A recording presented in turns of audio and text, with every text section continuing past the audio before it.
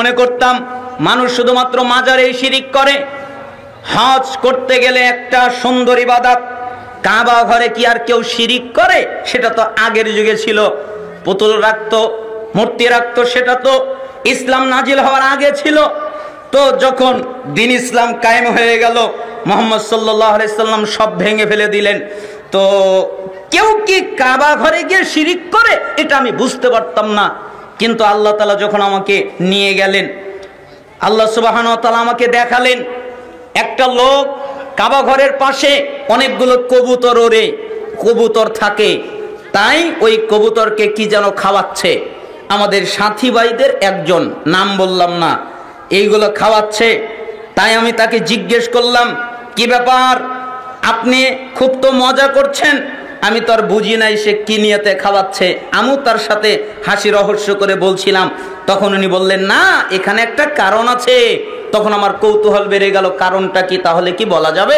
তখন উনি বললেন যে আমার এলাকার মা বোনেরা আমাকে গম দিয়েছে, আমাকে কালাই দিয়েছে, আমাকে চাউল দিয়েছে, যে এইগুলো নিয়ত করে এই মুক্কার কবুতরকে খাওয়ালে আল্লাহ নাকি তাকে বাচ্চা দেবে। এইখানেই সীমাবদ্ধ নয়।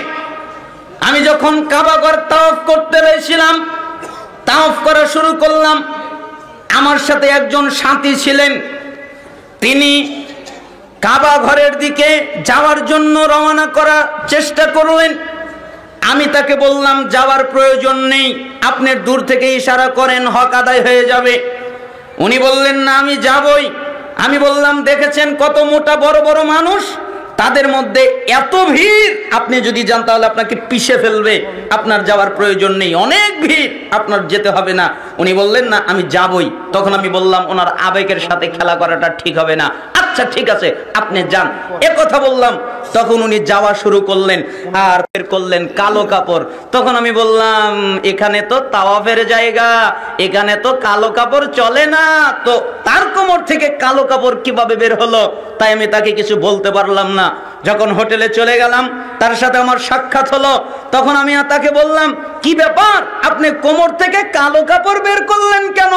তখন তিনি বললেন, আমার এলাকায় একজন মহিলা আছে, তার সন্তান হয় না, তিনি আমাকে এই কালো কাপড় দিয়েছে যে কাবা ঘরের সাথে ঘষে আনবেন, ওটা আমি আমার পেটের সাথে ঘষবো, তাহলে আল্লাহ আমাকে বাচ্চা দিবেন। তাই কাবা ঘরের সাথে ঘষতে গেছিলাম। তা আমি ভেবেছিলাম হয়তো হাজরে আসওয়াদ চুমো দিতে যাবে, এই আবেগ কাজ করছে, তাই আর আমি ঠেকালাম না। তো উনি গেছে কাবা ঘরের সাথে কাপড় ঘষতে। তা আমি বললাম, পেটন কি খাইছেন দিয়ে একটা? কয় না, তা খাইছি। মানে পেটন পিঠে পরা বন্ধ হয় নাই, কয়েকটা খাইছে, তারপরে ও কাবা ঘরের সাথে কাপড় ঘষেছে। তাহলে কি পরিমাণ শিরিকের চিন্তা তার মধ্যে রয়েছে, কত শিরিক রয়েছে। মানুষ বাবা মায়ের নামে কসম করে, মানুষ সন্তানের নামে কসম করে, মানুষ চক্ষু ছুঁয়ে কসম করে, মানুষ মাথায় হাত রেখে কসম করে, মানুষ মাটির উপরে দাঁড়িয়ে কসম করে, মানুষ মসজিদের কসম করে, মানুষ আরো কত কিছুর কসম করে। অথচ এই সমস্ত কসম করা শিরক, এগুলো করা যাবে না। আবার বলে আল্লাহ এবং আপনি যা চান, আল্লাহ এবং আপনি যা চান। আপনি কি জানেন আল্লাহ এবং আপনি যা চান এই কথাটা শিরক আপনি বলতে পারবেন না। তাহলে আল্লাহ এবং ওই ব্যক্তিকে আপনি সমমান করে দিলেন। শোনেন, সালাতের মধ্যে শিরিক হয়, সাদাকার মধ্যে শিরিক হয়, দানের মধ্যে শিরিক হয়, সিয়ামের মধ্যে শিরিক হয়। রাসূল সাল্লাল্লাহু আলাইহি সাল্লাম বলেন, মান তাসাদদাকা ইউরাই ফাকাত আশরাক, যেই ব্যক্তি সাদাকা করলো কাউকে দেখাবার জন্য, ওই ব্যক্তি শিরক করলো। ওমান সাল্লা ইউরাই ফাকাত আশরাক, যে ব্যক্তি সালাত আদায় করলো কাউকে দেখাবার জন্য, ও শিরক করলো। ওমান সামা ইউরাই ফাকাত আশরাক, যে ব্যক্তি সিয়াম পালন করলো কাউকে দেখাবার জন্য, ও শিরক করলো। তার মানে সবকিছু কার জন্য? আল্লাহর জন্য। কুল ইন্না সালাতি ওয়া নুসুকি ওয়া মাহইয়ায়া ওয়া মামাতি লিল্লাহি রাব্বিল আলামিন। সূরা আনআমের 162 নম্বর আয়াত। আল্লাহ তাআলা বলেন, হে নবী আপনি বলেন, নিশ্চয়ই আমার সালাত, নিশ্চয়ই আমার কুরবানি, নিশ্চয়ই আমার জীবন, নিশ্চয়ই আমার মরণ, যা কিছু আছে সবকিছু আল্লাহ তাআলার জন্য। তাই আমি আপনাদেরকে অনুরোধ করছি, শিরিক থেকে বাঁচার চেষ্টা করবেন। আল্লাহ তাআলা যেন আমাদেরকে শিরিক থেকে হেফাজত করেন। তাহলে সালাফ কি বললেন? তোমরা আল্লাহর পরিচয় জানো, কিন্তু আল্লাহর হক আদায় করো না। আল্লাহর হক কি? একমাত্র আল্লাহর ইবাদত করা, তার সাথে কাউকে শরীক না করা, এটাই হলো আল্লাহর হক। 2 ফাকরাতুমুল কোরআন ফালাম তা'মালু বিমা ফীহি, তোমরা কোরআনুল কারীম পাঠ করো ঠিকই, তোমরা কোরআন তেলাওয়াত করো, তোমরা কোরআন পড়ো, তোমরা কোরআন পাঠ করো, কিন্তু তোমরা ওই কোরআন অনুযায়ী নিজেরা চলো না। ঠিক না? কোরআন কিন্তু তেলাওয়াত করা হয়, কোরআন কিন্তু পাঠ করা হয়, কিন্তু ওই অনুযায়ী কি সবাই চলে? চলে না।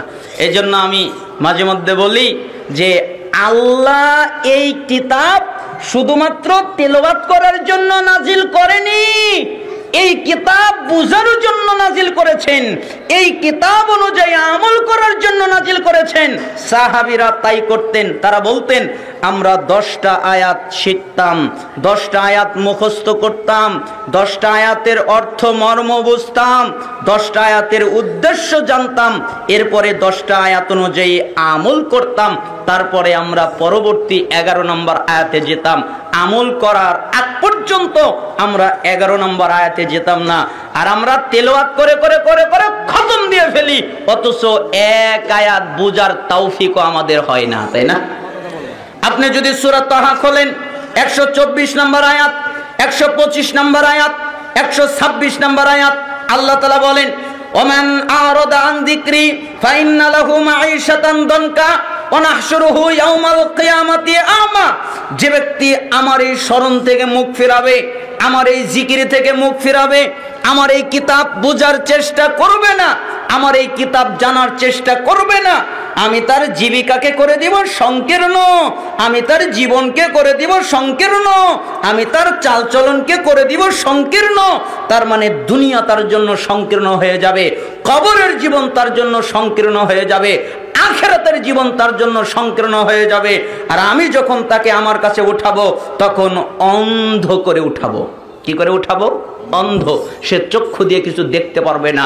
তাই সে আল্লাহকে বলবে ক্বালা রাব্বি লিমা হাশারতানি আমা ওয়া ক্বাদ কুনতু বাসীরা, হে আমার রব, হে আমার প্রতিপালক, আপনি আমাকে কেন আজকে অন্ধ করে উঠালেন, অথচ যখন আমি দুনিয়ায় ছিলাম তখন চক্ষুওয়ালা ছিলাম, এই চোখ দিয়ে দেখতে পারতাম, আজকে কেন দেখতে পারছি না, আজকে আমি অন্ধ কেন?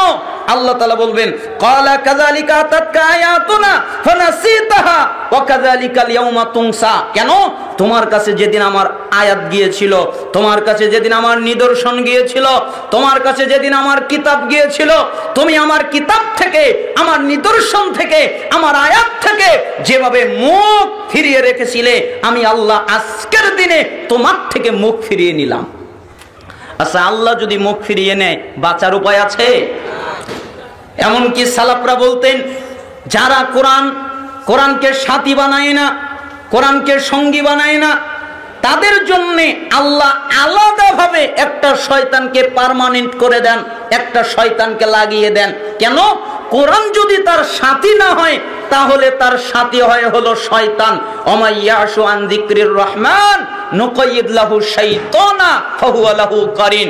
সূরা যুখরুফের 36 নম্বর আয়াত, আল্লাহ তাআলা বলেন যে ব্যক্তি আমার জিকির থেকে মুখ ফিরিয়ে নেয়, আমার স্মরণ থেকে মুখ ফিরিয়ে নেয়, আমি তার সাথে একটা শয়তানকে নিয়োজিত করে দেই, একটা শয়তানকে লাগিয়ে দেই, একটা শয়তানকে পার্মানেন্ট করে দেই। ফাহুয়া লাহু কারিন, ফলে শয়তান হয়ে যায় তার সাথী, শয়তান হয়ে যায় তার বন্ধু, শয়তান হয়ে যায় তার সঙ্গী। শয়তান যা বলে ও তাই করে। হয় কোরআন আপনার বন্ধু, না হলে শয়তান আপনার বন্ধু। আপনি যদি কোরআন অনুযায়ী চলেন, আপনি যদি কোরআন বোঝেন, তাহলে কোরআন আপনার বন্ধু। আপনি যদি কোরআন না বোঝেন, তাহলে শয়তান আপনার বন্ধু। আপনি কোরআনুল কারীম খোলেন, আল্লাহ তাআলা, আপনারা জানেন আল্লাহর নবী সাল্লাল্লাহু আলাইহি সাল্লাম শাফায়াত করবেন, সুপারিশ করবেন, এ কথা আপনারা জানেন। কিন্তু সালাফরা বলতেন এই কথাই পরিপূর্ণ, সঠিক নয়। আল্লাহর নবী শাফায়াত করবেন, আল্লাহর নবী সুপারিশ করবেন, আল্লাহর নবী আরেকটা কাজ করবেন, সেটা হলো মামলা দায়ের করবেন। আল্লাহর নবী শাফায়াত করবেন, আল্লাহর নবী সুপারিশ করবেন, আল্লাহর নবী মামলা দায়ের করবেন। এজন্য আল্লাহ তাআলা সূরা ফুরকানের 30 নম্বর আয়াতের মধ্যে উল্লেখ করেছেন, ওয়াকালা রাসূল, সেদিন রাসূল বলবেন, ইয়া রাব্বি, হে আমার রব, ইন্না কওমি ইত্তাখাযু হাযাল কুরআনা মাহজুরা, আমার জাতির লোকেরা কোরআনকে পরিত্যাগ করেছে, কোরআনকে পরিত্যাজ্য করেছে, এজন্য আমি আজকে তাদের বিরুদ্ধে মামলা দায়ের করলাম। যারা কোরআন পরিত্যাগ করে, যারা কোরআন পরিত্যাজ্য করে, তাদের প্রত্যেকের বিরুদ্ধে মুহাম্মদ সাল্লাল্লাহু আলাইহি সাল্লাম মামলা দায়ের করবেন। তাদের বিরুদ্ধে মুহাম্মদ সাল্লাল্লাহু আলাইহি সাল্লাম দাঁড়িয়ে যাবেন, আল কোরআন হুজ্জাতুল লাকা ওয়া আলাইক, এই কোরআন কিয়ামতের দিন কারো পক্ষে, কিয়ামতের দিন কারো বিপক্ষে। কোরআন অনুযায়ী যদি চলে তাহলে কোরআন তার পক্ষে, কোরআন অনুযায়ী যদি না চলে তাহলে কোরআন তার বিপক্ষে, কোরআন তার বিপক্ষে চলে যাবে। এজন্যই সূরা ফুরকানের 30 নম্বর আয়াতের ব্যাখ্যা করতে গিয়ে ইমাম ইবনে তাইমিয়া রাহিমাহুল্লাহ বলেন, যারা শুধু কোরআন তেলাওয়াত করে, ভালো করে বুঝবেন, উল্টাপাল্টা ব্যাখ্যা করিয়েন না, যারা শুধু কোরআন তেলাওয়াত করে, কোরআন বোঝে না, কোরআন আমল করে না, এটার চেষ্টা করে না, এরা কোরআন পরিত্যাগকারী, এদের বিরুদ্ধে রাসূল মামলা দায়ের করবেন। 2, যারা শুধু কোরআন তেলাওয়াত করে, কোরআন বোঝে কিন্তু ওই অনুযায়ী আমল করে না, এদের বিরুদ্ধেও রাসূল মামলা দায়ের করবেন। যারা কোরআন তেলাওয়াত করে, কোরআন বোঝে, কোরআন অনুযায়ী আমল করে, এদের বিরুদ্ধে রাসূল মামলা দায়ের করবেন না। তার মানে আপনার অবশ্যই কোরআনকে বুঝতে হবে, আপনার অবশ্যই কোরআনকে বুঝতে হবে, আপনার অবশ্যই কোরআন অনুযায়ী আমল করতে হবে। এজন্যই তো রাসূল সাল্লাল্লাহু আলাইহি সাল্লাম বললেন, ইলম উঠে যাবে। তখন সাহাবীরা বললেন, আল্লাহর নবী, কিভাবে ইলম উঠে যাবে? আমাদের ভিতরে আমাদের বাচ্চারা তো কোরআন পড়ছে, আমরা তো কোরআন পড়ছি, কোরআনের সংখ্যা তো বেড়ে যাচ্ছে, কোরআনের অনুসারীদের সংখ্যা বেড়ে যাচ্ছে, আর আপনি বলছেন ইলম উঠে যাবে, এটা কি হতে পারে? তখন মুহাম্মদ সাল্লাল্লাহু আলাইহি সাল্লাম বললেন, জি, আমি তোমাকে মনে করেছিলাম তুমি মদিনার বিজ্ঞ ব্যক্তি, আমি তোমাকে মনে করেছিলাম তুমি মদিনার জ্ঞানী ব্যক্তি, আমি এটা তোমাকে মনে করেছিলাম। বলো, ইহুদিদের কি কিতাব নেই? আছে তো। খ্রিস্টানদের কি কিতাব নেই? আছে তো। আর ইহুদিদের কিতাব, খ্রিস্টানদের কিতাব ওদের যেমন উপকার করতে পারেনি, ঠিক তোমাদের মধ্যে কোরআন থাকবে কিন্তু তোমাদের কোনো উপকার করতে পারবে না। মুসলমান জাতি মার খায় কেন? মুসলমান জাতি পিছিয়ে আছে কেন? মুসলমান জাতির উপরে অন্য জাতিরা কিভাবে রাজত্ব করে, তার একমাত্র কারণ হলো এই মুসলমান জাতি তাদের পারমাণবিক বোমাকে তারা নিক্ষেপ করেছে, ধ্বংস করেছে। ওটার নাম হলো আল কোরআন। যখন তারা আল কোরআনকে মেনে নিবে, আল কোরআন অনুযায়ী নিজের জীবন বাস্তবায়ন করবে, আল কোরআন অনুযায়ী সমাজকে বাস্তবায়ন করবে, আল কোরআন অনুযায়ী রাষ্ট্রকে বাস্তবায়ন করবে, আল্লাহ তাআলা তখন বারাকা দান করবেন, আল্লাহ তাআলা তখন রহমত নাজিল করবেন, আল্লাহ তাআলা তখন অন্য অন্য জাতির উপরে তাদেরকে বিজয়ী করবেন। যতক্ষণ পর্যন্ত মুসলমান জাতি কোরআনকে পরিত্যাগ করবে, যতক্ষণ পর্যন্ত মুসলমান জাতি কোরআনকে পরিত্যাজ্য করবে, ঠিক ততক্ষণ মুসলমান জাতি অন্য জাতির দ্বারা আঘাত পাবে, মার খাবে, আরো কত কিছু। এই জন্য আপনাকে বলছি, অবশ্যই কোরআন বুঝতে হবে। আপনার এলাকার এই প্রতিষ্ঠানকে আপনারা সহযোগিতা করবেন, যে যেভাবে পারেন। 10 টাকা পারেন, 20 টাকা পারেন, সহযোগিতা করবেন। হাদিসের মধ্যে এসেছে, ওয়াসসাদাকাতু তুতফিউল খাতিয়া কামা ইতফিউল মাউন নার। কেউ যদি দান করে তাহলে আল্লাহ তাআলা তার সমস্ত গুনাহকে মাফ করে দেন, ওইভাবে যেভাবে আগুনের উপরে পানি ফেলে দিলে আগুন নিভে যায়। আপনারা কি চান না আমাদের গুনাহ মাফ হয়ে যাক? আরো জোরে বলেন, চান না? চান না? যে কয় টাকা পারেন, 5 টাকা পারেন, 10 টাকা পারেন, 20 টাকা পারেন, বৈঠকে দান করবেন। যুবক ভাইরা ভিতর দিয়ে চলে যাবে, এখন না, পরে না, আচ্ছা, ভিতর দিয়ে চলে যাবে। আপনারা যে যা পারেন দান করবেন, অবশ্যই এই প্রতিষ্ঠানকে সহযোগিতা করবেন। আল্লাহ সুবহানাহু ওয়া তাআলা আপনাদেরকে ছাত্র দিয়ে এবং কোরআন দিয়ে অথবা কিতাবাদি দিয়ে অথবা অর্থ দিয়ে অথবা বুদ্ধি দিয়ে যেভাবে এই প্রতিষ্ঠানকে সহযোগিতা করা যায় আপনারা ওইভাবে সহযোগিতা করবেন। আল্লাহ সুবহানাহু ওয়া তাআলা আপনাদেরকে তৌফিক দান করুন। বলছিলাম, তোমরা কোরআনুল কারীম পাঠ করো ঠিকই, কিন্তু ওই অনুযায়ী তোমরা চলো না। 3, অকুলতুম নুহিব্বুর রাসূল সাল্লাল্লাহু আলাইহি ওয়াসাল্লাম, অতারাকতুম সুন্নাতাহু, তোমরা বলো আমরা রাসূলকে ভালোবাসি, আমরা রাসূলকে মহব্বত করি, এ কথা তোমরা বলো, কিন্তু তোমরা নিজেরাই রাসূলের সুন্নাত ত্যাগ করো। ঠিক না? আমরা রাসূলকে ভালোবাসি না ভালোবাসি না? আরো জোরে বলেন, ভালোবাসি না বাসি না? তাহলে রাসূলকে ভালোবাসি, রাসূলকে মহব্বত করি, এ কথা কিন্তু আমরাই বলি, আর সালাফ বলছেন তোমরা নিজেরাই রাসূলের সুন্নাত ত্যাগ করো, রাসূলের সুন্নাত অনুযায়ী চলো না। অথচ একটা মানুষের কল্যাণ, একটা মানুষের বারাকা, একটা মানুষ যদি কল্যাণ চায়, একটা মানুষ যদি বারাকা চায়, তাহলে অবশ্যই তাকে রাসূলের সুন্নাত ফলো করতে হবে, রাসূলের সুন্নাত ইত্তেবা করতে হবে, অনুসরণ করতে হবে। কিভাবে? আপনি কোরআনুল কারীমে যান, সূরা আলে ইমরান 31 নম্বর আয়াত, আল্লাহ তাআলা বলেন, কুল, হে নবী আপনি বলেন, ইন কুনতুম তুহিব্বুনাল্লাহ ফাত্তাবিউনি ইউহিব্বুকুমুল্লাহ ওয়া ইয়াগফির লাকুম যুনুবাকুম।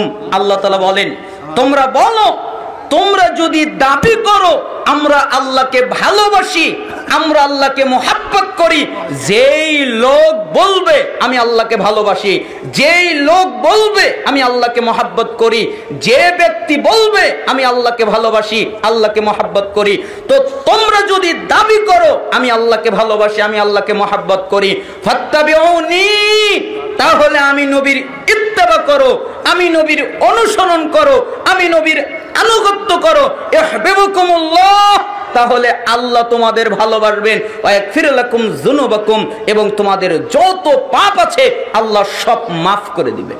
সুবহানাল্লাহ। তার মানে আল্লাহকে ভালোবাসার আলামত হলো রাসূলের আনুগত্য করা।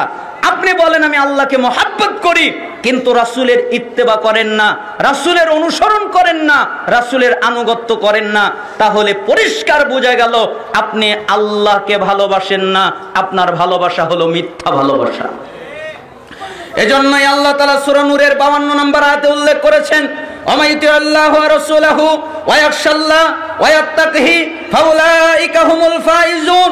যে ব্যক্তি আল্লাহর আনুগত্য করে, যে ব্যক্তি রাসূলের আনুগত্য করে, আল্লাহকে মেনে চলে, রাসূলকে মেনে চলে এবং আল্লাহকে ভয় করে, আমি কিভাবে জিনা করতে পারি আল্লাহ আমাকে দেখছেন, আমি কিভাবে সুদ খেতে পারি আল্লাহ আমাকে দেখছেন, আমি কিভাবে মিথ্যা বলতে পারি আল্লাহ আমাকে দেখছেন, আমি কিভাবে নিশাদার দ্রব্য পান করতে পারি আল্লাহ আমাকে দেখছেন, আমি কিভাবে গীবত করতে পারি আল্লাহ আমাকে দেখছেন, আমি কিভাবে পাপ করতে পারি আল্লাহ আমাকে দেখছেন। যে ব্যক্তি আল্লাহর সামনে দাঁড়াতে ভয় পায় এবং প্রবৃত্তির কামনা বাসনা থেকে বাঁচে, মন যা বলে তা সে করে না, তার উল্টাটা করে। মন বলে জিনা কর, ও জিনা করে না। মন বলে চুরি কর, ও চুরি করে না। মন বলে লোকটাকে গাল দে, ও গাল দেয় না। মন বলে ওর গীবত কর, ও গীবত করে না। মন বলে নিশাদার দ্রব্য পান কর, ও পান করে না। মন বলে সুদ খা, ঘুষ খা, ও করে না। তার মানে মন যা বলে ও তার উল্টা করে। ফাউলাইকা হুমুল ফাইজুন, এরাই হলো সফল কাম। আর সূরা নিসার 13 নম্বর আয়াতে, সূরা ফাতহের 17 নম্বর আয়াতে উল্লেখ হয়েছে, যারা রাসূলের আনুগত্য করে আল্লাহ তাআলা তাদেরকে এমন একটা জান্নাত দান করবেন, যেই জান্নাতের নিচ দিয়ে নদী প্রবাহিত হতে থাকবে, পায়ের নিচ দিয়ে। আপনার পায়ের নিচ দিয়ে নদী প্রবাহিত হতে থাকবে জান্নাতের মধ্যে। কেন? আপনি রাসূলের আনুগত্য করছেন, তার মানে রাসূলের আনুগত্য করলে আপনি জান্নাতে চলে যাবেন। সূরা আরাফের 158 নম্বর আয়াত, আল্লাহ তাআলা বলেন, ফাআমিনু বিল্লাহি ওয়া রাসূলিহিন নাবিয়্যিল উম্মি আল্লাযী ইউমিনু বিল্লাহি ওয়া কালিমাতিহি ওয়াত্তাবিউহু লাআল্লাকুম তাহতাদুন। তোমরা ঈমান আনো আল্লাহর প্রতি এবং আল্লাহর বার্তাবাহক উম্মি নবীর প্রতি। যে নবী আল্লাহর প্রতি ঈমান এনেছেন, আল্লাহ যে কিতাব নাজিল করেছেন ওই কিতাবের প্রতি ঈমান এনেছেন, তোমরা এই নবীর আনুগত্য করো, তোমরা এই নবীর অনুসরণ করো, তোমরা এই নবীকে মেনে চলো, তাহলে লাআল্লাকুম তাহতাদুন, আল্লাহ তোমাদেরকে হিদায়াত দান করবেন। বলেন তো রাসূলকে মানলে কি পাওয়া যাবে? হিদায়াত। পীরের দরবারে গিয়ে হিদায়াত পাওয়া যায় না, মাজারে গিয়ে হিদায়াত পাওয়া যায় না, দরগায় গিয়ে হিদায়াত পাওয়া যায় না, বিভিন্ন জায়গায় গিয়ে হিদায়াত পাওয়া যায় না। আপনি যদি হিদায়াত চান তাহলে রাসূলের আনুগত্য করেন, আল্লাহ তাআলা আপনাকে হিদায়াত দান করবে। তার মানে এই 3টা আয়াত থেকে 4টা জিনিস পাওয়া গেল। 1, আল্লাহর ভালোবাসা। 2, হিদায়াত। 3, পাপ থেকে ক্ষমা, 4 জান্নাত। আচ্ছা, আর কিছু লাগে? রাসূলের আনুগত্য করলে 1 আপনি আল্লাহর ভালোবাসা পেলেন, 2 আপনি হিদায়াত পেলেন, 3 আপনি পাপ থেকে ক্ষমা পেলেন, 4 আপনি জান্নাত পেলেন। আর কিছু লাগে না, 4টা পেলেই যথেষ্ট। আরো অনেক কিছু আছে, এই সবগুলো পাবেন আপনি রাসূলের আনুগত্য করলে। এই জন্য সালাফ বললেন, তোমরা রাসূলকে ভালোবাসো এ কথা বলো ঠিকই, কিন্তু রাসূলের সুন্নাত তোমরা ত্যাগ করো। ইরবাদ বিন সারিয়া রাদিয়াল্লাহু আনহু তিনি বলেন, ওয়াদানা রাসূলুল্লাহ সাল্লাল্লাহু আলাইহি ওয়াসাল্লাম মাওইযাতান ওয়াজিলাত মিনহাল কুলুব ওয়া যারাফাত মিনহাল উয়ুন ফাকুলনা ইয়া রাসূলুল্লাহ কান্নাহা মাওইযাতু মুআদ্দিন ফাআউসিনা ক্বালা উসিকুম বিতাকওয়াল্লাহ। ইরবাদ বিন সারিয়া রাদিয়াল্লাহু আনহু বলেন, একদিন আল্লাহর নবী আমাদের মধ্যে বের হয়ে আসলেন। কোন হাদিসে এসেছে ফজরের সালাত আদায় করে বের হয়ে আসলেন, আর এ হাদিসে তা আসেনি। এ হাদিসে এসেছে আল্লাহর নবী সাল্লাল্লাহু আলাইহি সাল্লাম একদিন আমাদের মধ্যে বের হয়ে আসলেন। এরপরে তিনি বললেন, এরপরে তিনি এমন আলোচনা করলেন তাতে আমাদের অন্তরটা ভয় পেয়ে গেল, আর আমাদের চক্ষু দিয়ে টস টস করে পানি পড়তে লাগলো। আমরা কেঁদে দিলাম, আমাদের অন্তর ভয় পেয়ে গেল। কেন? মনে হলো বিদায়ী কথা, মনে হলো বিদায়ী উপদেশ, মনে হলো বিদায়ী নসিহত। এরপরে হয়তোবা তিনি কোনো নসিহত করবে না, হয়তোবা এরপরে তিনি কোনো কথা বলবে না। তাই আমরা বললাম, আল্লাহর নবী আপনি তো চলে যাবেন, তাহলে আমাদেরকে বিদায়ী নসিহত করেন, আমাদেরকে শেষ ওসিয়ত করেন। তখন তিনি বললেন, উসিকুম বিতাকওয়াল্লাহ, আমি তোমাদেরকে আল্লাহকে ভয় করার উপদেশ দিচ্ছি। কাকে ভয় করার উপদেশ দিচ্ছে? আল্লাহকে। কেন এ কথা বললেন? তিনি তো অন্য বাক্য বলতে পারতেন, অন্য কথা বলতে পারতেন, অন্য আমলের কথা বলতে পারতেন, কিন্তু তিনি তা না করে তিনি বললেন আল্লাহকে ভয় করো। কেন? কারণ মুহাম্মদ সাল্লাল্লাহু আলাইহি সাল্লাম জানেন, একজন মানুষের হৃদয়ে যদি আল্লাহর ভয় থাকে, ও সুদ খেতে পারে না, ও ঘুষ খেতে পারে না, ও জিনা করতে পারে না, ও ব্যভিচার করতে পারে না, ও নিশাদার দ্রব্য পান করতে পারে না, ও গীবত করতে পারে না। কেন? ওর হৃদয়ের ভিতরে আল্লাহর ভয় আছে। এ কথা মুহাম্মদ সাল্লাল্লাহু আলাইহি সাল্লাম জানতেন যে আল্লাহর ভয়টা জরুরি। তাই তিনি বললেন আল্লাহকে ভয় করো।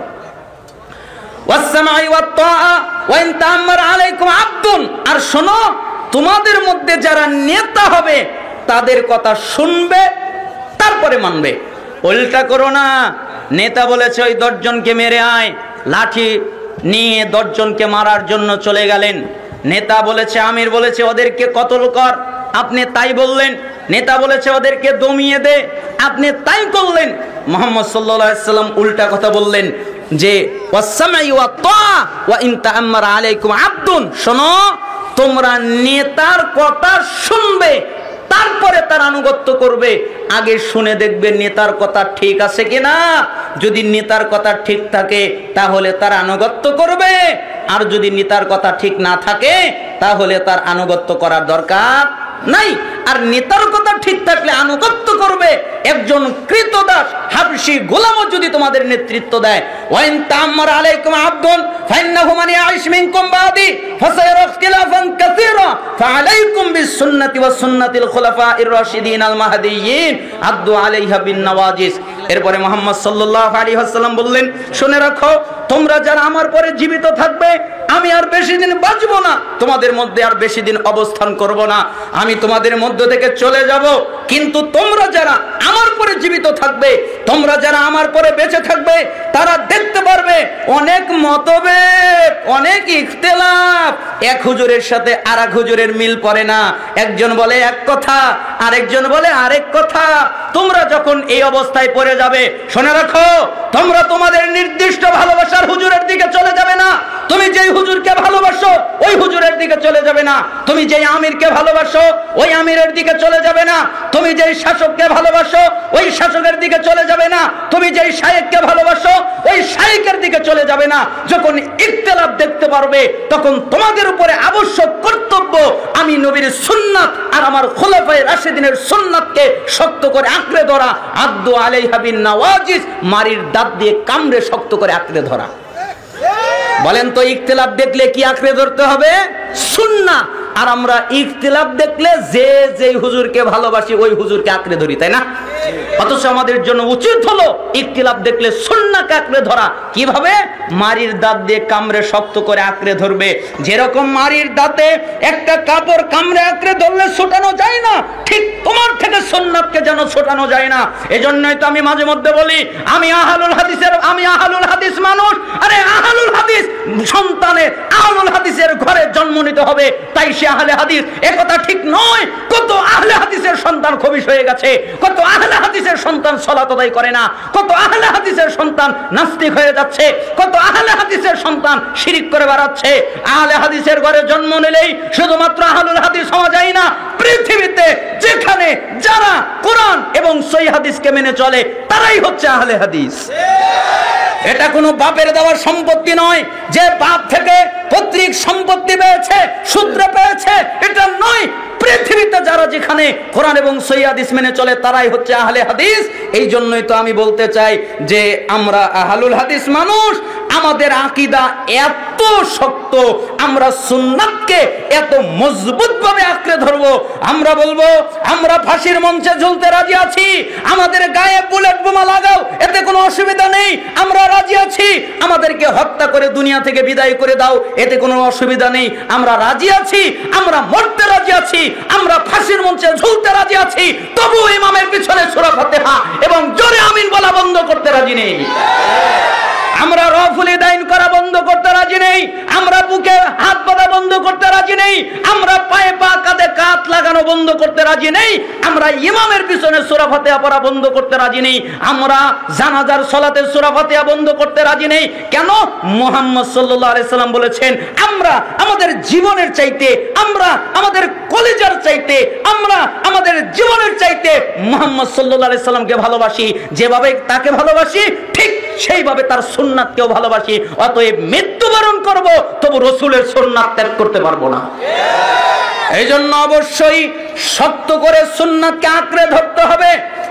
ওয়াইয়াকুম মুহদাসাতিল উমুর ফাইন্না কুল্লা বিদআতিন দালালা। আর শোনো, তোমরা দিনের মধ্যে নতুন কিছু আবিষ্কার করবা না, দিনের মধ্যে নতুন কিছু তৈরি করবা না। কেন?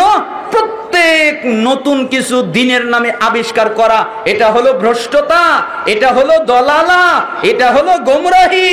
তোমরা যদি দিনের মধ্যে নতুন কিছু আবিষ্কার করো, এতই যখন আবিষ্কার করার দরকার তাহলে একটা বদনা আবিষ্কার করেন। একজন এক মডেলের বানিয়েছে, আপনি আরেক মডেলের বানান, আরো সহজ করে দেই। এতই যদি আবিষ্কার করার প্রয়োজন, একজন গাড়ি বানিয়েছে যে গাড়িতে পেট্রোল ভরা লাগে, গাড়িতে অকটেন ভরা লাগে, গাড়িতে গ্যাস ভরা লাগে, আপনি নতুন আবিষ্কার করেন, পেট্রোলও লাগবে না, অকটেনও লাগবে না, গ্যাসও লাগবে না, খালি নদী থেকে পানি উঠাবে আর ভরবে, গাড়ি চলবে। আবিষ্কার করেন, গাড়ি আবিষ্কার করেন, লাইট আবিষ্কার করেন, আরো নিত্য নতুন জিনিস আবিষ্কার করেন, এতে তো কোনো অসুবিধা নেই।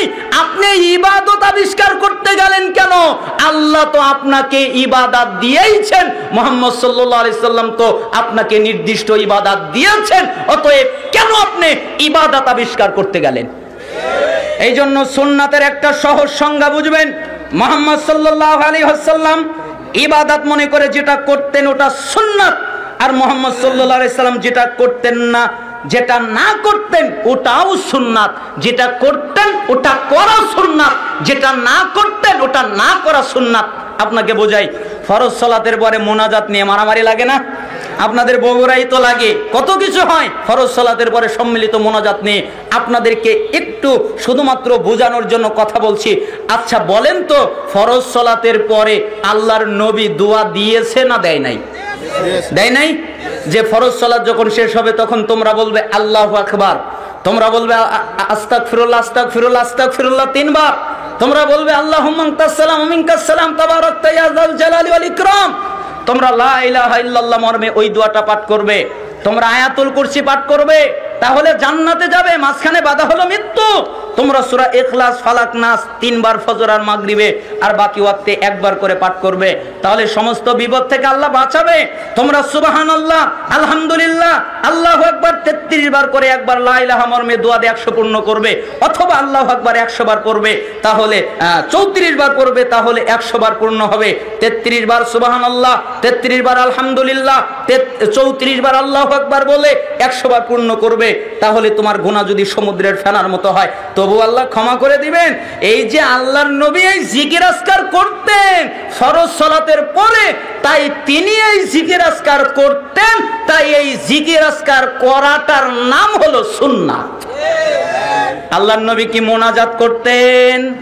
কখনো তিনি মোনাজাত করতেন না, সম্মিলিত মোনাজাত করতেন না, সাহাবীদেরকে নিয়ে একসাথে আমিন আমিন বলতেন না। তিনি যে দোয়া পাঠ করতেন, ওই দোয়া পড়া সুন্নাত, যেহেতু তিনি মোনাজাত করে নাই, অতএব মোনাজাত সম্মিলিত না করার নাম হলো সুন্নাত। আল্লাহর নবী যেটা করেছেন ওটা করা সুন্নাত, যেটা করেনি ওটা না করা সুন্নাত। অতএব আপনাদেরকে অনুরোধ করছি, ইবাদতের নামে, ধর্মের নামে নতুন কিছু আবিষ্কার করবেন না। দিন কমপ্লিট, দিন পরিপূর্ণ, বাড়ানোর সুযোগ নেই, কমানোর সুযোগ নেই। যে কথা বলছিলাম, সালাফ বলছিলেন তোমরা রাসূলকে ভালোবাসো, এ কথা ঠিক, তবে তার সুন্নাতকে তোমরা ফলো করো না। অতএব আমাদের উচিত রাসূলের সুন্নাতকে ফলো করা। ওয়াকুলতুম নালানু ইবলিস ওয়া তাতুমুহু, 4 তোমরা বলো ইবলিস ভালো নয়, ইবলিস খারাপ, ইবলিস মন্দ, ইবলিস জঘন্য, এ কথা তোমরা বলো, কিন্তু তোমাদের জন্য উচিত হচ্ছে তোমরা বলো ঠিকই ইবলিস খারাপ, ইবলিস মন্দ, ইবলিস জঘন্য, কিন্তু তোমরা ওই ইবলিসকেই মানো, ঠিক না? ইবলিসকেই মানে। ইবলিস বলে জিনা করো, তাই করে। ইবলিস বলে মিথ্যা বলো, তাই করে। ইবলিস বলে সুদ খা, ঘুষ খা, তাই করে। অথচ বলার ক্ষেত্রে কি বলে? ইবলিস খারাপ, ঠিক না? আপনারা কি বলেন, ইবলিস খারাপ না ভালো? তাহলে যাদের দাড়ি নাই, দাড়ি ছেড়েছেন, কে বলেছে? ইবলিস বলেছে। ইবলিসের কথাই শোনা হচ্ছে, তাই না? তোমরা ইবলিসকে খারাপ বলো আর মানার সময় ইবলিসকেই মানো। ওয়াল খামিসাতু তারাকতুম আয়ুবাকুম আখাযতুম ফি আয়ুবিন নাস। 5 তোমরা নিজের দিকে না তাকিয়ে আরেকজনকে নিয়ে ব্যস্ত হয়ে যাও। নিজে যে পাপ করেছো এই চিন্তা নেই, নিজে যে গুনাহ করেছো এই চিন্তা নেই, নিজে যে অত্যাচার করেছো এই চিন্তা নেই। নিজের পাপ করতে করতে পা জাহান্নামে চলে গেছে, তোমার খবর নেই। আরেকজন কি করে এই হলো তোমার চিন্তা, তাই না? ওষুধ খাই কেন, ও ঘুষ খাই কেন, ও এটা করে কেন, ও সেটা করে কেন? আচ্ছা বলেন তো, একটা লোক সুদ খায়, একটা লোক ঘুষ খায়, একটা লোক জিনা করে, একটা লোক ব্যভিচার করে, একটা লোক নিষেধার দ্রব্য পান করে, একটা লোক শিরিক করে, একটা লোক আরো মারাত্মক মারাত্মক পাপ করে, অনেক পাপ করেছে, কিন্তু মানুষের সাথে জড়িত কোনো পাপ নেই, সে আল্লাহর সাথে জড়িত। আমাকে মাফ করে দাও, তুমি আমাকে ক্ষমা করে দাও, বলেন আল্লাহ মাফ করবে না করবে না? করবে। কিন্তু আমি হুজুর যদি আরেকজনের গীবত করি, বদনাম করি, আর আল্লাহ যদি আমাকে কিয়ামত পর্যন্ত হায়াত দেয়, আর কিয়ামত পর্যন্ত যদি আল্লাহকে বলি আল্লাহ আমাকে মাফ করে দাও, আল্লাহ আমাকে ক্ষমা করে দাও, আল্লাহ আমাকে মাফ করবে? কখনো না। কেন? আমি গীবত করেছি। তাহলে সুদ বেশি ডেঞ্জারাস পাপ না গীবত বেশি ডেঞ্জারাস পাপ? গীবত। এজন্য নিজের দিকে তাকান, নিজের চিন্তা করেন, নিজে কি করেছেন। আপনাদেরকে একটা আদর্শের হাদিস শিখাই, আপনারা জানেন, তাও আবার স্মরণ করিয়ে দিচ্ছি। এটা হচ্ছে মুসলিমদের চরিত্র, এটা হচ্ছে মুসলিমদের আদর্শ। এজন্য আবু হুরায়রা রাদিয়াল্লাহু আনহু তিনি বলেন, রাসূল সাল্লাল্লাহু আলাইহি ওয়াসাল্লাম বলেছেন, মুসলিমের 2564 নম্বর হাদিস, তিনি বলেন লা তাহাসাদু, তোমরা পরস্পরে হিংসা করো না, ওয়ালা তানাজাসু, তোমরা একে অপরের মধ্যে দালালি করে দাম বাড়ায়া দিও না, ওয়ালা তাবাগাদু, তোমরা নিজেদের মধ্যে বিদ্বেষ রেখো না, ওয়ালা তাদাবারু, তোমরা কেউ কারো পিছু নিও না। ও কি পাপ করেছে, ও কি অন্যায় করেছে, ও কি অত্যাচার করেছে, এগুলো জানার জন্য কেউ কারো পিছু নিও না। ওয়ালা ইয়াবি বাদুকুম আলা বাইবাত, কারো কেনা বেচার সময় আগ বেড়ে কেনা বেচা করো না। একজন একটা জিনিস কিনতে গেছে, তুমি ওই জিনিস কিনতে যেও না। একজন একটা জিনিস বিক্রি করতে গেছে, তুমি ওই জিনিস বিক্রি করতে যেও না। ওয়াকুনু ইবাদাল্লাহি ইখওয়ানা, তোমরা সবাই আল্লাহর বান্দা, ভাই ভাই হয়ে যাও। আল মুসলিম আকুল মুসলিম, মুসলমান মুসলমানের ভাই। মুসলমান মুসলমানের ভাই মানে তোমার মায়ের পেটের ভাই যেমন ভাই, তোমার মুসলমান ভাই তোমার ভাই। তোমার যত মুসলমান ভাই আছে তাদের উপরে যদি কোনো জুলুম চলে, তাদের উপরে যদি কোনো অত্যাচার চলে, তাহলে তুমি মুসলমান, তোমার দায়িত্ব হলো তাদের পক্ষ অবলম্বন করা, তাদের পক্ষ নিয়ে এবং তাদের উপরে যারা জুলুম করেছে তাদের বিরুদ্ধে ঝাঁপিয়ে পড়া। কারণ তুমি মুসলমান আর ও হলো মুসলমান। মুসলমান মুসলমানের ভাই। লা ইয়াজলিমুহু, মুসলমান মুসলমানের উপরে জুলুম করতে পারে না। ওয়ালা ইয়াখযুলুহু, মুসলমান মুসলমানকে তুচ্ছ তাচ্ছিল্য করতে পারে না, সহায়হীন ভাবে সম্বলহীন ভাবে ছেড়ে দিতে পারে না। ওয়ালা ইয়াকযিবুহু, মুসলমান মুসলমানের সাথে মিথ্যা বলতে পারে না। ওয়ালা ইয়াহকিরুহু, মুসলমান মুসলমানকে তুচ্ছ করতে পারে না, তাচ্ছিল্য করতে পারে না, হেয় করতে পারে না। আত্তাকওয়া হাহুনা ওয়া ইউশিরু ইলা সাদরিহি সালাসা মাররাতিন, এই কথা বলে তিনি বুকের দিকে ইঙ্গিত করে বললেন তাকওয়া এখানে, তাকওয়া এখানে, তাকওয়া এখানে। এরপরে বললেন বিহাসবি ইমরিইম মিনাশ শাররি আইয়াহকিরা আখাহুল মুসলিম, প্রত্যেক মানুষের, প্রত্যেক মুসলিমের খারাপ হওয়ার জন্য এতটুকু যথেষ্ট, বেশি কিছু লাগবে না। খারাপ হওয়ার জন্য এতটুকু যথেষ্ট, সে আরেকজন মুসলিমকে খারাপ বলে। তার মানে আমি যদি আরেকজন মুসলমানকে খারাপ বলি, তাহলে খারাপ কে? আমি। কেন আমি আরেকজনকে খারাপ বলবো? ও সুদ খায়, আমার চাইতে আল্লাহর কাছে ও প্রিয় হতে পারে, ঠিক না? ও ঘুষ খায়, আমার চাইতে আল্লাহর কাছে ও প্রিয় হতে পারে, তাহলে আমি কেন ওকে খারাপ বলবো? কুল্লুল মুসলিম আলাল মুসলিমে হারাম দামুহু ওয়া মালুহু ওয়া ইদ্দুহু, প্রত্যেক মুসলমানের উপরে হারাম।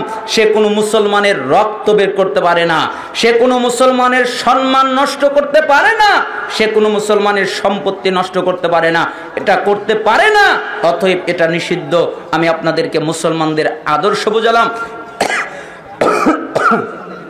তার মানে নিজের দিকে ইঙ্গিত না করে অপরের দিকে ইঙ্গিত করো, এটা তোমাদের জন্য উচিত নয়। 5টা কথা বললেন। 1, তোমরা আল্লাহর পরিচয় পেয়েছো কিন্তু তার হক আদায় করো না, অথচ তার হক আদায় করা উচিত। তার হক কি? একমাত্র তার ইবাদত করা, তার সাথে কাউকে শরীক না করা। 2, তোমরা কোরআনে কারীম পাঠ করো ঠিকই, কিন্তু ওই অনুযায়ী চলো না, অথচ তোমাদের জন্য উচিত হচ্ছে কোরআন অনুযায়ী চলা। 3, তোমরা বলো আমরা রাসূলকে ভালোবাসি, কিন্তু তার সুন্নাত ফলো করো না, অথচ তোমাদের জন্য উচিত হলো রাসূলের সুন্নাত ফলো করা। 4, তোমরা বলো ইবলিশ খারাপ, কিন্তু মানার ক্ষেত্রে ইবলিশকে মানো, অথচ তোমাদের জন্য উচিত হলো ইবলিশকে না মানা। 5, তোমরা নিজের দিকে না তাকিয়ে আরেকজনের দিকে ব্যস্ত হয়ে যাও, অথচ তোমাদের উচিত ছিল নিজেকে নিয়ে ব্যস্ত হয়ে যাওয়া। জামি বায়ানিল ইলমি ওয়া ফাদলিহি, ইলম অনুযায়ী আমল বর্ণনার অধ্যায় 1220 নম্বর বর্ণনা। 1220 নম্বর বর্ণনায় এই বর্ণনাটা এসেছে, জামি বায়ানিল ইলমি ওয়া ফাদলিহি, বর্ণনা বিশুদ্ধ। আমি আপনাদের সামনে অনুবাদ করলাম। আল্লাহ সুবহানাহু ওয়া তাআলা আমাদেরকে এই বাণীটা বুঝার এবং আমল করার তৌফিক দান করুন। আমার সময় শেষ হয়ে যাওয়ার কারণে আমি দুঃখিত, পরিপূর্ণ আলোচনা করতে না পারায় আপনাদের কাছে ক্ষমা সুন্দর দৃষ্টি চেয়ে নিচ্ছি। আপনাদেরকে একটা ওসিয়ত করছি, সেই ওসিয়তটা হলো অবশ্যই আপনারা আল্লাহকে ভয় করবেন। কাকে ভয় করবেন? আল্লাহকে। আর অবশ্যই ওই আপনার সালাফদের মতো তারা বলতেন ইযা আলিমতা ফাযকুর নাজরুল্লাহি ইলাইক, যখন তুমি কোনো কাজ করবে তখন স্মরণে রাখবে আল্লাহ তোমাকে দেখছে। বলেন তো কোনো কাজ করলে কি স্মরণ রাখতে হবে? আল্লাহ দেখছেন। আপনি যে কোনো কাজ করতে পারেন, আপনি সালাত আদায় করছেন, মনে রাখবেন আল্লাহ দেখছেন, তাহলে সালাত সুন্দর হয়ে যাবে। আপনি দান করছেন, মনে রাখবেন আল্লাহ দেখছেন, তাহলে দান সুন্দর হয়ে যাবে। আপনি যে কোনো কাজ করবেন স্মরণে রাখবেন আল্লাহ আপনাকে দেখছেন। 2টি উপদেশ মনে রাখবেন, অবশ্যই আল্লাহকে ভয় করবেন, আর অবশ্যই আপনি আল্লাহ দেখছেন, একথা মনে রাখবেন। আমি পরিপূর্ণ আলোচনা করতে না পারায় দুঃখিত, আপনারা ক্ষমা সুন্দর দৃষ্টিতে দেখবেন। আমি আপনাদের জন্য, আপনার প্রতিষ্ঠানের জন্য দোয়া করি। আল্লাহ সুবহানাহু ওয়া তাআলা আপনাদের এবং এই প্রতিষ্ঠানে এবং প্রতিষ্ঠানের সাথে যারা জড়িত তাদের সবাইকে বারাকা দান করুন। ওয়া আখিরি দাওয়ানা আনিল হামদুলিল্লাহি রাব্বিল আলামিন। আসসালামু আলাইকুম ওয়া রাহমাতুল্লাহি ওয়া বারাকাতুহু। যে ব্যক্তি জ্ঞান অর্জন করার জন্যে, ইলম অর্জন করার জন্যে, কোরআন জানার জন্যে, হাদিস জানার জন্যে কোনো জায়গায় যায়, কেন? কোরআন জানবে, হাদিস জানবে, এটা হলো তার নিয়ত। তাহলে এর বিনিময়ে আল্লাহ তাআলা তার জান্নাতের পথকে সহজ সরল সঠিক করে দেয়।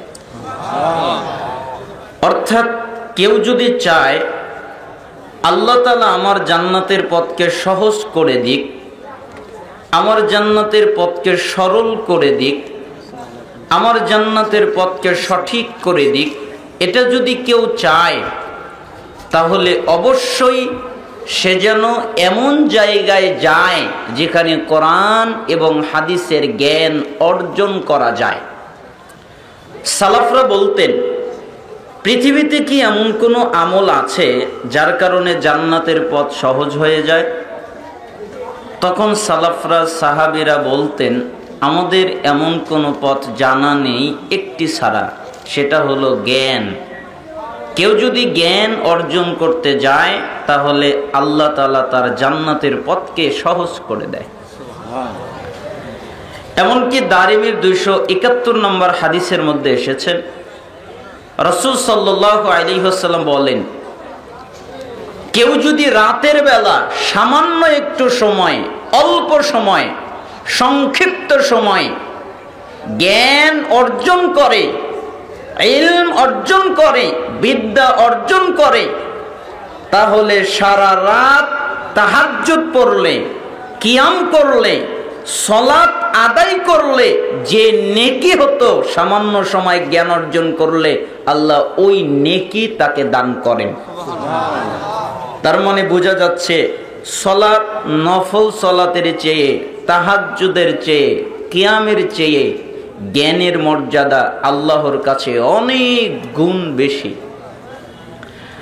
সহিহ তারগিব ওয়াত তারহিব 86 নম্বর হাদিস, রাসূল সাল্লাল্লাহু আলাইহি ওয়াসাল্লাম বলেন, কেউ যদি মসজিদে যায় জ্ঞান অর্জন করার জন্য অথবা কাউকে জ্ঞান শেখাবার জন্য, হয় জ্ঞান অর্জন করতে যায় না হলে কাউকে জ্ঞান শিখাতে যায়, এই দুই কারণে যায়, তাহলে একটা পরিপূর্ণ হজ করলে, ওই হজ কবুল হলে আল্লাহ যে নেকি দান করেন, যারা মসজিদে জ্ঞান অর্জন করতে যায় অথবা জ্ঞান শিখাতে যায়, আল্লাহ তাআলা তাদেরকে ওই নেকি দান করেন।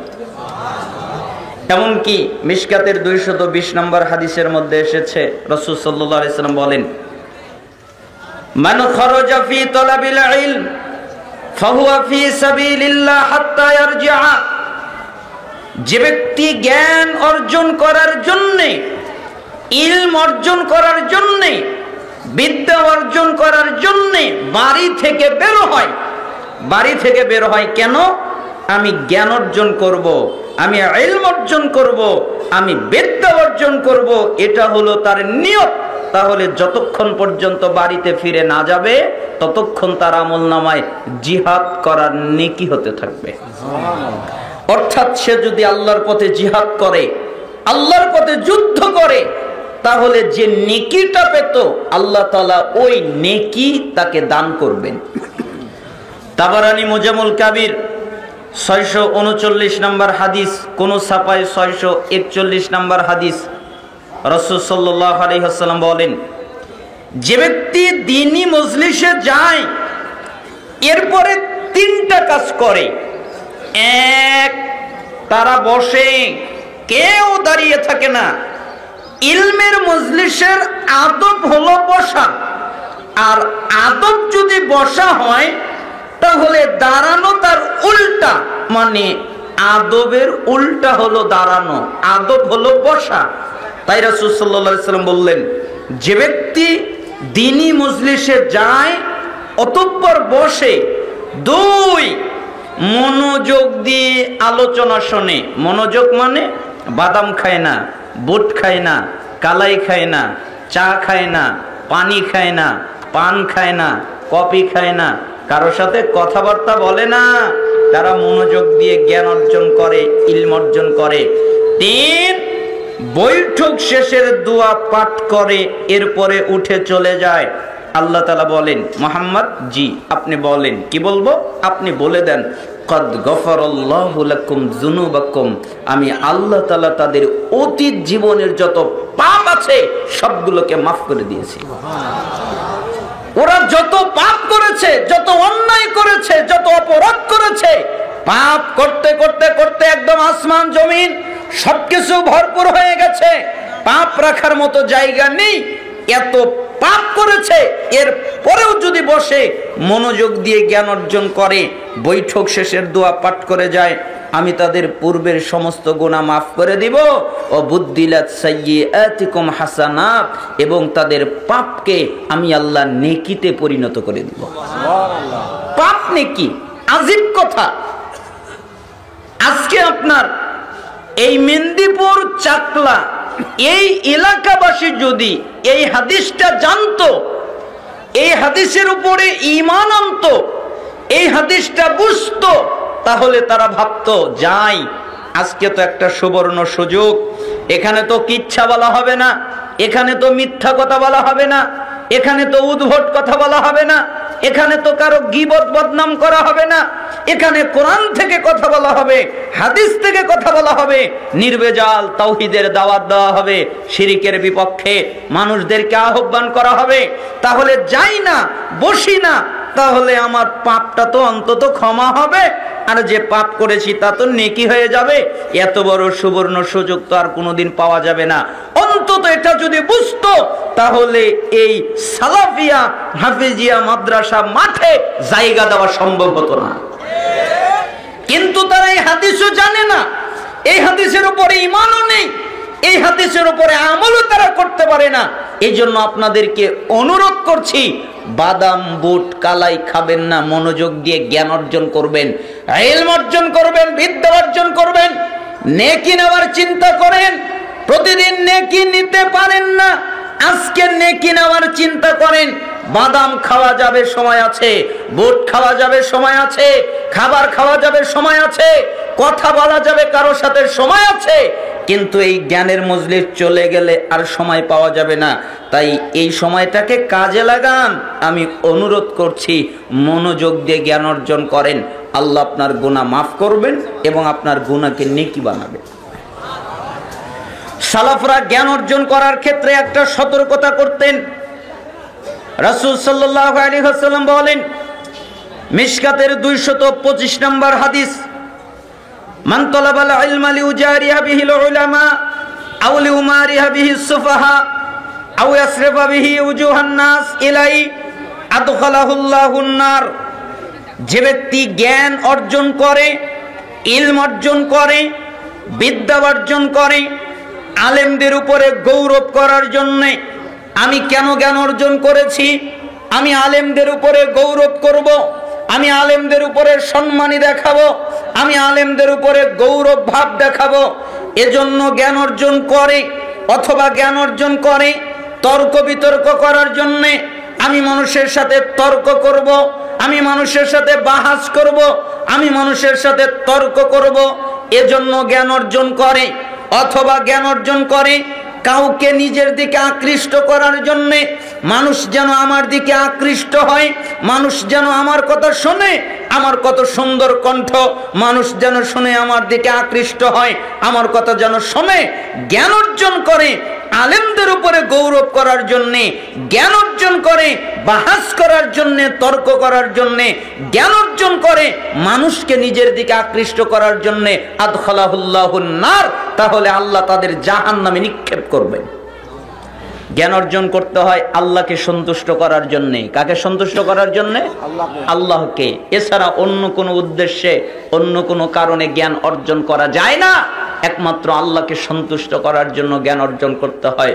অতএব আপনাদেরকে অনুরোধ করব, আল্লাহকে সন্তুষ্ট করার জন্য জ্ঞান অর্জন করেন, এবং আল্লাহ তাআলা আমাকেও আল্লাহকে সন্তুষ্ট করার জন্য কথা বলার তৌফিক যেন দান করেন। আমিন। আমি সালাফদের কয়েকটা বাণী আপনাদের সামনে উল্লেখ করার ইচ্ছা পোষণ করেছি এবং কিছু হাদিস অনুবাদ করার ইচ্ছা পোষণ করেছি, যদি আল্লাহ তাআলা আমাকে তৌফিক দান করেন। প্রথম সালাফদের বাণীর একটি বাণী হচ্ছে, এই বাণীটা খুব আশ্চর্যজনক বাক্য, খুব জটিল এবং কঠিন, এর ভিতরে অনেক কিছু লুকিয়ে আছে।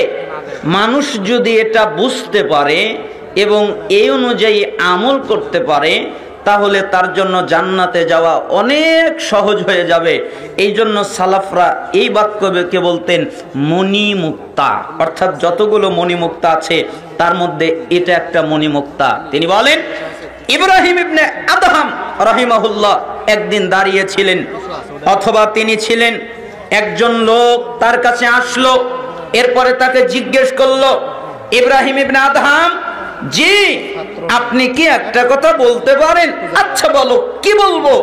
আল্লাহ বলেছেন, তোমরা আমাকে ডাকো, আমি তোমাদের ডাকে সাড়া দিব। এ কথা আল্লাহ বলেছেন। কে বলেছেন? আল্লাহ। আমাকে ডাকো, আমি তোমাদের ডাকে সাড়া দিব। কিন্তু আমি আশ্চর্য হই, আমি আল্লাহকে ডাকি, আল্লাহকে প্রার্থনা করি, আল্লাহর কাছে চাই, কিন্তু আল্লাহ আমার ডাকে সাড়া দেয় না। কারণ কি?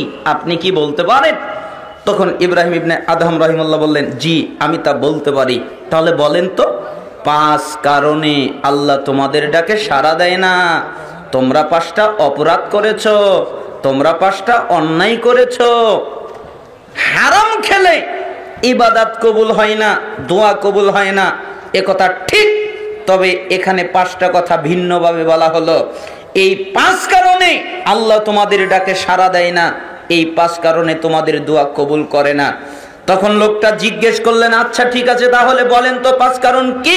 তখন তিনি বললেন, 1 আরাফতুমুল্লাহ ফালাম তুআদ্দু হাক্কাহু, তোমরা আল্লাহর পরিচয় পেয়েছো, তোমরা আল্লাহর পরিচয় জানো, কিন্তু তোমরা আল্লাহর হক আদায় করো না। আল্লাহর পরিচয় জানো, কিন্তু আল্লাহর কি আদায় করো না? হক আদায় করো না, আল্লাহর হক দাও না। আচ্ছা, আপনারা আল্লাহর পরিচয় জানেন না? আপনারা তো আহলুল হাদিস মানুষ, আপনাদেরকে তো পরিচয় দেওয়ার দরকার নেই, আপনারা তো পরিচয় জানেন, একথা আমি বিশ্বাস করি। কেন? আল্লাহর অস্তিত্ব আছে না নাই? জোরে বলেন, আল্লাহর অস্তিত্ব আছে না নাই? আছে। আল্লাহর হাত আছে না নাই? আল্লাহর পা আছে না নাই? আল্লাহর চেহারা আছে না নাই? আছে। তার মানে আল্লাহর অস্তিত্ব আছে। যদি আপনি জিজ্ঞেস করেন আল্লাহর হাত কেমন, তাহলে আমি বলবো আল্লাহর যেমন লাগবে তেমন। আল্লাহর পা কেমন, তাহলে আমি বলবো আল্লাহর যেমন পা লাগবে তেমন। আল্লাহর অস্তিত্ব কেমন, তাহলে আমি বলবো আল্লাহর অস্তিত্ব আল্লাহর জন্য যেমন লাগবে তেমন। এটা জানি না, শুধু জানি আল্লাহর অস্তিত্ব আছে। কেন? জান্নাতের সবচেয়ে বড় নিয়ামত হচ্ছে আল্লাহকে দেখা। তো আল্লাহর যদি অস্তিত্ব না থাকে, দেখবে কি? দুনিয়ায় একটা আশ্চর্য জিনিস মানুষ বলে তা নাই, সেটা বলে হলো ঘোড়ার ডিম। ঘোড়া কি ডিম পারে? ঘোড়ার ডিম নেই, তাও মানুষ বলে, এটা বিশ্বাস করে, এই কথা মুখে মুখে। কিন্তু আল্লাহর অস্তিত্ব আছে, আল্লাহকে জান্নাতে দেখা যাবে। সবচেয়ে বড় নিয়ামত হচ্ছে আল্লাহকে দেখা। তারপরেও এক শ্রেণীর মানুষ এবং এক শ্রেণীর আলেমরা বলতে থাকে যে আল্লাহ নিরাকার। এই জন্য বলছিলাম আল্লাহর অস্তিত্ব আছে, আল্লাহর পরিচয় তোমরা জানো, কিন্তু তোমরা আল্লাহর হক আদায় করো না। আল্লাহর হক কি? আল্লাহর হক হলো একমাত্র তার ইবাদত করা। একমাত্র কার ইবাদত করা? আল্লাহর। এবং তার সাথে কাউকে শরীক না করা, এটা হলো আল্লাহর হক। আল্লাহ তাআলা বলেছেন, ওমা খালাকতুল জিন্না ওয়াল ইনসা ইল্লা লিয়াবুদুন, আমি মানুষকে, আমি জিনকে তৈরি করেছি একমাত্র, কেবলমাত্র, শুধুমাত্র আমার ইবাদত করার জন্যে, আর কোনো কারণে নয়। 10 তলা বাড়ি বানানোর জন্য বানাইনি, 20 তলা বাড়ি বানানোর জন্য বানাইনি, জমি জায়গা অনেক কিছু করার জন্য বানাইনি। আমি তাকে বানিয়েছি আমার ইবাদত করার জন্যে। একমাত্র আমার ইবাদত করবে, আমার দাসত্ব করবে। মা উরিদু মিনহুম মির রিজকিন ওয়া মা উরিদু আইয়ুতঈমুন। আমি এদের কাছে কোনো রিজিক চাই না যে এরা আমাকে রিজিক দেবে, আমি এদের কাছে খাবার চাই না যে এরা আমাকে খাবার দেবে। ইন্নাল্লাহু হুয়ার রাজ্জাক, নিশ্চয়ই আল্লাহ তিনি হলেন রিজিক দাতা। তার মানে আল্লাহর ইবাদত করা, একমাত্র তার ইবাদত করা, একমাত্র তার দাসত্ব করা, একমাত্র তার বন্দেগী করা, এটা হলো আল্লাহর হক। আর তার সাথে কাউকে শরীক না করা, এটা হলো আল্লাহর হক। মানুষ দেদারসে শিরিক করে বেড়াচ্ছে। শিরিকের প্রচলন এত জটিল কঠিন হয়ে গেছে, মানুষ শিরিককে শিরিকই মনে করে না। আর বিদাত তো বোঝানোই যায় না। শিরিক যদি একটু বোঝানো যায় মানুষ কিছু বোঝে, কিন্তু বিদাত বুঝতেই চায় না। কয় রাসূলের যুগে তো তুইও ছিলি না, রাসূলের যুগে তো মাইকও ছিল না, তাই না? মানে শিরিক বোঝানো যায় কিন্তু বিদাত বোঝানো যায় না। বলছিলাম আল্লাহর হক হলো তার ইবাদত করা, তার সাথে কাউকে শরীক না করা। শিরিক করলে, শিরিক এত জটিল পাপ, এত কঠিন পাপ, এত মারাত্মক পাপ যে শিরিক আল্লাহ তাআলা বলেন সূরা নিসা 48 নম্বর আয়াত, ইন্নাল্লাহা লা ইয়াগফিরু আইয়াশরাকা বিহি ওয়া ইয়াগফিরু মা দুনা যালিকা লিমান ইয়াশা। নিশ্চয়ই যে ব্যক্তি আল্লাহর সাথে শিরিক করে, আল্লাহর সাথে অংশ স্থাপন করে, আল্লাহ তার জন্য আল্লাহ তাকে কখনো ক্ষমা করে না, আল্লাহ তাকে কখনো মাফ করে না। যে ব্যক্তি আল্লাহর সাথে শিরিক করে, আল্লাহ এই শিরিকের পাপ ক্ষমা করে না, এই শিরিকের পাপ মাফ করে না। এছাড়া যত পাপ আছে আল্লাহ যাকে চায় তাকে মাফ করে দেয়, কিন্তু শিরিকের পাপ আল্লাহ কি করে না? ক্ষমা করে না। তার মানে একটা লোক শিরিক করা অবস্থায় যদি মৃত্যুবরণ করে, ওই অবস্থায় যদি মারা যায়, তওবা না করে, তাহলে তাকে জাহান্নাম থেকে বের করার দ্বিতীয় কোনো পথ নেই। সে চিরস্থায়ী জাহান্নামে থাকবে। কেন? সে শিরিক করা অবস্থায় মারা গেছে, তওবা করার সুযোগ পায়নি। কিন্তু সে যদি দুনিয়ায় তওবা করে যায় তাহলে আল্লাহ তাকে ক্ষমা করে দিবেন। কিন্তু তওবা না করে শিরিকের উপরে অটল থেকে সে যদি মৃত্যুবরণ করে, রাস্তা দিয়ে চলছিল, একটা মাজার দেখতে পেল অথবা একটা কবর দেখতে পেল, ড্রাইভার বলল যে হেল্পারকে এখানে কিছু টাকা দান করে যাও। কেন? তাহলে রাস্তায় অ্যাক্সিডেন্ট হবে না, বিপদ হবে না। এইটা দান করার পরে রাস্তা দিয়ে যাচ্ছিল, হঠাৎ করে অ্যাক্সিডেন্ট হয়ে গেল, যাত্রী সহ তারা মৃত্যুবরণ করলো। যেই লোক এই মাজারে টাকা দিয়েছিল, যত লোক এই মাজারে টাকা দিয়েছিল, তাদেরকে জাহান্নাম থেকে বের করার দ্বিতীয় আর কোনো পথ নেই। কেন?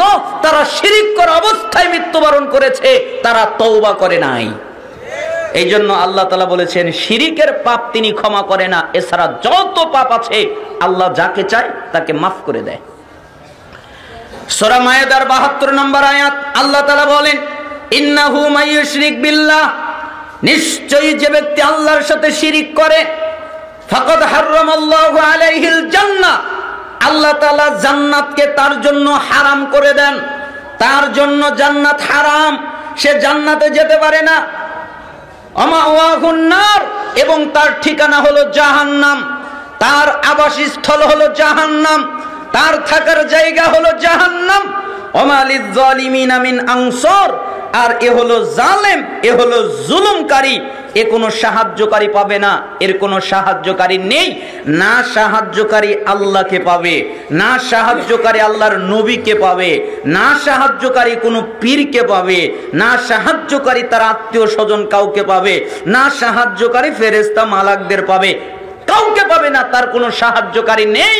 নিশ্চয়ই যে ব্যক্তি আল্লাহর সাথে শিরিক করে তার কোনো সাহায্যকারী নেই, তার ঠিকানা জাহান্নাম, অবশ্যই জাহান্নাম তার ঠিকানা, আর জান্নাত তার জন্য হারাম। তাহলে শিরিক কত ডেঞ্জারাস পাপ। আল্লাহ তাআলা সূরা আনামের 88 নম্বর আয়াতে বলেন, 88 নম্বর আয়াতের আগে 18 জন নবীর নাম উল্লেখ করলেন। 18 জন নবীর নাম উল্লেখ করার পরে তিনি বললেন, ওয়ালাউ আশরাকু লাহাবিতা আনহুম মা কানু ইয়ামালুন। এই 18 জন নবীর একজন নবীও যদি শিরিক করত, তাহলে আমি তাদের সমস্ত আমলকে বাতিল করে দিতাম, বরবাদ করে দিতাম। তার মানে নবীরাও শিরিক করতে পারে না, এই অনুমতি নবীদের নেই। আল্লাহ তাআলা সূরা জুমারের 65 নম্বর আয়াত নাজিল করলেন। মুহাম্মদ সাল্লাল্লাহু আলাইহি ওয়াসাল্লামকে লক্ষ্য করে বললেন, লাইন আশরাকতা লা ইয়াহবাতান্না আমালুক ওয়া লা তাকুনান্না মিনাল খাসিরিন। হে নবী মুহাম্মদ, আপনিও যদি শিরিক করেন তাহলে আপনার যত আমল আছে আমি সমস্ত আমলকে ধ্বংস করে দিব, আর আপনি ক্ষতিগ্রস্তদের অন্তর্ভুক্ত হয়ে যাবেন। তার মানে শ্রেষ্ঠ নবী, পৃথিবীর দামি নবী, সবচেয়ে দামি নবী, সবচেয়ে মর্যাদাবান নবী, সবচেয়ে শ্রেষ্ঠ নবী সাল্লাল্লাহু আলাইহি ওয়াসাল্লাম, তিনিও শিরিক করতে পারে না, অনুমতি নেই। কেন? তিনিও যদি শিরিক করেন তার সমস্ত আমল বাতিল হয়ে যাবে। আর আপনি সাধারণ মানুষ, আপনি হুজুর হন অথবা গাজী হন অথবা হাজী হন অথবা আলহাজ হন অথবা যেই হন, নবীও যদি শিরিক করে তার আমল বাতিল হবে। তো আপনি যদি শিরিক করেন আপনার আমল টিকে কিভাবে? আপনার আমল টিকতে পারে না, আপনার আমল থাকবে না, সবগুলো বাতিল হয়ে যাবে। এজন্য সূরা ফুরকান 30 নম্বর আয়াত আল্লাহ তাআলা উল্লেখ করলেন, ওয়াকাদিমনা ইলা মা আমিলু মিন আমালিন ফাজআলনাহু হাবাআম মানসুরা। আল্লাহ তাআলা বলেন, আমি তাদের সমস্ত আমলের দিকে খেয়াল করব, ওরা যত আমল করেছে সমস্ত আমলের দিকে লক্ষ্য করব, সমস্ত আমলের দিকে খেয়াল করব। তার মানে ওদের সালাত দেখব, ওদের যাকাত দেখব, ওদের সিয়াম দেখব, ওদের হজ দেখব, ওরা আরো যত ইবাদত করেছে সবগুলো দেখব। এরপরে দেখব যে ইবাদতের মধ্যে শিরিক আছে। যখন আমি দেখতে পারবো শিরিক আছে, তখন তাদের সমস্ত আমলকে আমি ধুলি করার মতো উড়িয়ে দিব। তাদের কোনো আমলের দাম নেই।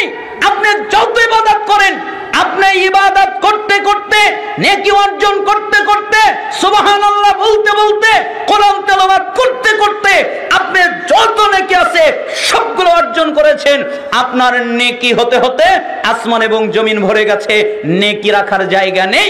আপনি যদি আজকে মাজারে একটা সেজদা করেন, আপনি যদি আজকে মাজারে 1 টাকা দান করেন, আপনি যদি আজকে মাজারে কোনো পশু জবে করেন, আপনি যদি আজকে কারোর সামনে মাথা নত করেন, আপনি যদি আজকে কাউকে রবের আসনে বসান, তাহলে আপনার যত নেকি আছে সব ধুলার মতো উড়ে যাবে। আপনার নেকি টিকতে পারবে না। কেন আপনি শিরিক করবেন? শিরিকের সাথে আপনার সম্পর্ক কি? আপনি তাওহীদবাদী মুসলিম, আপনার এবং আমাদের শিরিকের সাথে কোনো সম্পর্ক নেই। এজন্য রাসূল সাল্লাল্লাহু আলাইহি সাল্লাম বলেছেন, লা তুশরিক বিল্লাহি শাইআ ওয়া ইন কুতিলতা ওয়া হুররিকতা। শোনো, আল্লাহর সাথে কাউকে শরীক করবা না। তোমাকে যদি হত্যা করা হয় তবুও না, তোমাকে যদি আগুনে জ্বালিয়ে দেওয়া হয় তবুও না। আপনি আগুনে জ্বলে যাবেন তবুও ভালো, আপনি নিহত হবেন তবুও ভালো, তবু আল্লাহর সাথে শিরিক করা যাবে না।